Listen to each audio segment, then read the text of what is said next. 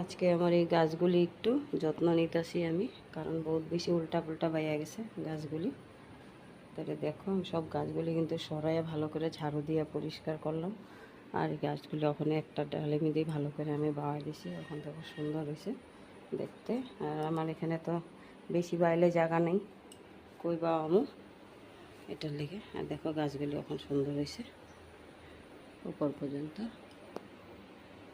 আর আমি সব পাতাগুলি পরিষ্কার করে দিছি, আর প্রত্যেকটা গাছে সুন্দর করে মুছি। আরেকটা টাপের মধ্যে অনেক বেশি বাইছিল, তো আমি এখন কাটিং করে দিছি সব। এই যে আমি কাটিং করে নিয়েছি সব, এগুলি এখন একটা টাপের মধ্যে চাপড়া করে এটা মধ্যে লাগামো। অনেকগুলি কাটিং ডাল এটার মধ্যে সব লাগাই দিছি।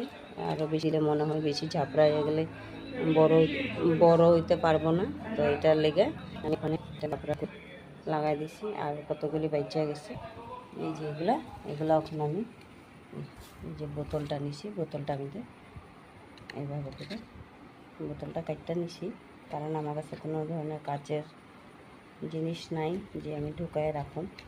তো এটার লেগে আমি বোতলটাই নিয়ে আনিছি, বোতলটার মধ্যে এখন রাখা দিই সব ঢুকাইয়া। দেখি যদি শিকড় মেলে আবার টাপের মধ্যে লাগামো। এদিকে দেখো খুব সুন্দর লাগতেছে কিন্তু বোতলটা মিলে দেখা। কয়েকটা পাথর দিলে ভালো আছিল ভিতরে, কিন্তু পরে দিয়ে দেখি আমি এখন বর্তমান কাঠটা এভাবেই রাখি জলে দিয়ে, পরে দিয়ে দেখা যাবে। সুন্দর তাজা তাজা ডালগুলি ভালো লাগতেছে দেখা।